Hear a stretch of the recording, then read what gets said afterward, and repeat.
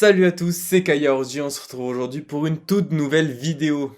Et surtout, un nouveau concept. J'aurais préféré commencer ce concept en 2023, mais il y avait un sujet très important à aborder qui se déroule du coup en 2022 et qui se déroule novembre et décembre. Donc c'est pour ça que je dois sortir cette vidéo maintenant. Donc j'ai appelé ce concept Parlons peu, parlons mieux. En gros, dans cette vidéo, je vais parler de deux sujets où je vais donner uniquement mon avis, bien sûr en argumentant un minimum, et vous pourrez débattre pour chaque sujet dans les commentaires. Bien sûr, il faut que ce soit en toute objectivité et surtout ne pas critiquer négativement mon avis. On commence par le sujet numéro 1. Il s'agit du boycott de la Coupe du Monde de football. Pour ceux qui ne savent pas, même si ça m'étonnerait, elle se déroule au Qatar. Dans un premier temps, pourquoi faut-il boycotter la Coupe du Monde au Qatar? Donc premièrement, mauvais traitement des ouvriers, qui sont en plus des travailleurs immigrés. Et ce qui est encore plus choquant, c'est qu'on parle de plus de 6500 morts. Deuxièmement, c'est les stades hyper climatisés. Comme vous le savez, c'est pas du tout bon pour l'écologie. Il y a eu un test sur un des stades, celui qui va accueillir la finale de la Coupe du Monde. Il me semble que ça s'est déroulé le 9 septembre et ce test a tourné au fiasco. 45 minutes pour se rendre au stade à pied, car il y avait tout simplement un manque de navettes. Une très mauvaise organisation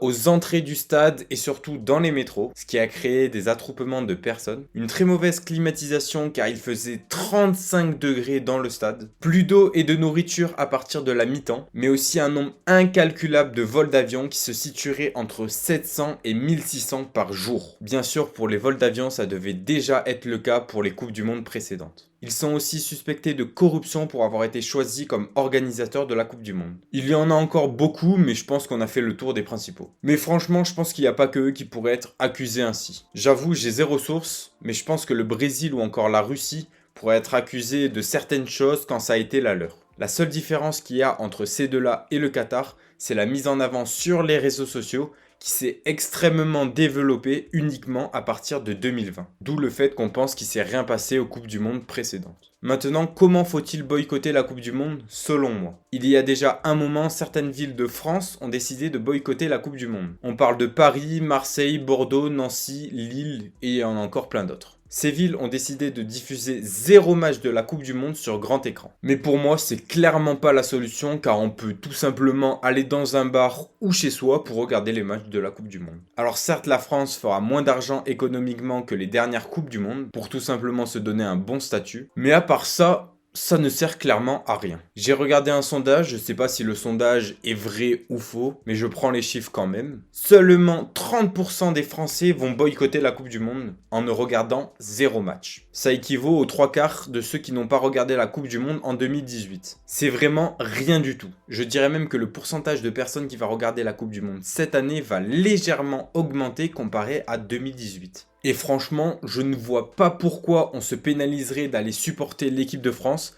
alors qu'ils n'ont rien à voir avec les organisateurs de cette Coupe du Monde. C'est les organisateurs qu'il faut pénaliser, pas nous. C'est pourquoi, pour moi, le meilleur boycott de la Coupe du Monde serait de supprimer tous les vols allant de France au Qatar ou du Qatar à la France. Il y aurait seulement un aller-retour que seul le staff et les joueurs pourraient prendre. Grâce à ça, le Qatar gagnerait pas grand-chose des Français, très peu de places vendues, très peu de nourriture et de boissons vendues aux Français, l'hébergement, ainsi que tout ce qu'ils auraient pu acheter en souvenir au Qatar. Et tout ça, je pense que ça servirait beaucoup plus que ce qui est mis en place par la France, en tout cas par les villes françaises, parce que ce qu'ils font ne sert vraiment à rien. Donc voilà, j'en ai fini avec le boycott de la Coupe du Monde. Je vous laisse débattre en commentaire, donner votre avis sur le sujet, et puis si c'est constructif, je viendrai répondre à votre commentaire. Bon, on passe au deuxième sujet. J'avais demandé sur Instagram de me donner des sujets pour cette vidéo, donc je remercie fortement celui qui m'a donné, mais j'avoue que j'ai longuement hésité avec un troisième que j'avais en tête,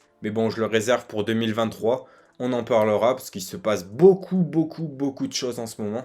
Et vraiment, c'est n'importe quoi. Je vous donne un petit indice, c'est sur les militants écolos. Donc, comme premier sujet de l'épisode 2, ça sera ça. Mais pour cette vidéo, le deuxième sujet, c'est solitude ou solidarité. Je répète, je ne donne que mon avis. Pour moi, pour être bien dans la vie, il faut les deux tout le temps. Une chose qui est difficile à avoir sur le long terme pour la plupart d'entre nous. Le 3/4 du temps, soit on a l'un, soit on a l'autre. Et ceux qui vont dire qu'ils ont les deux depuis toujours, eh bien, vous avez beaucoup de chance, donc profitez-en. Parce que si un jour un des deux disparaît, vous allez tomber mais de très haut. Et pour se relever, ça va être encore plus difficile que nous qui sommes habitués à soit l'un, soit l'autre. La solidarité, c'est bien car étant pas tout seul, tu vis des moments uniques, des moments que tu ne peux absolument pas faire tout seul ou avec un autre groupe. En partant du principe que tu as les mêmes délires que tes potes, tu vas plus souvent rigoler, t'amuser, passer de bons moments et oublier les problèmes du quotidien pendant que tu es avec eux. Je dis pas que c'est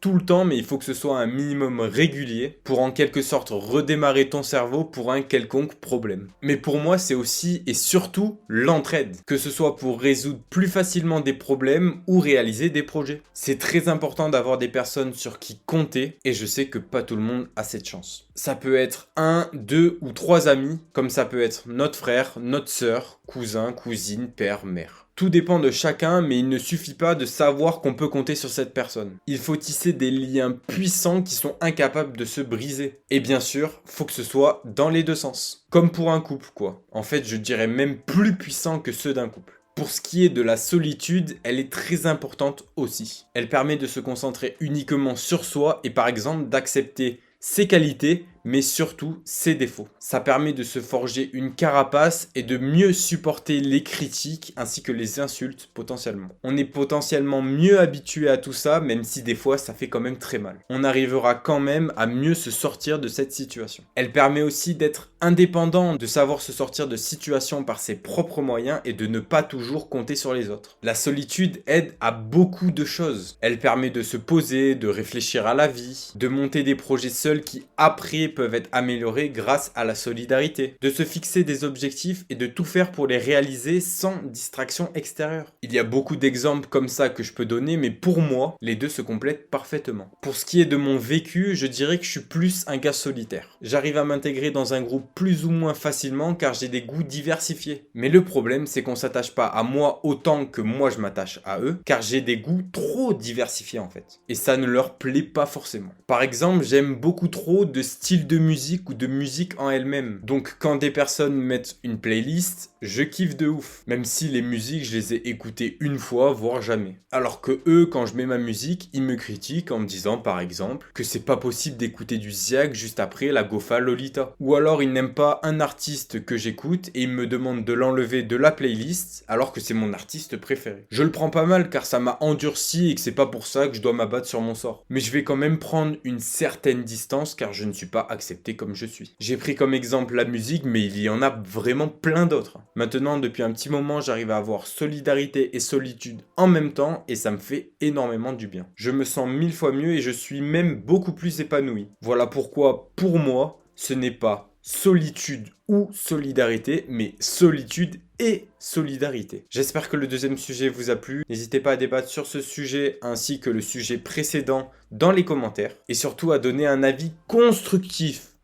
Constructif, on a dit, ok ?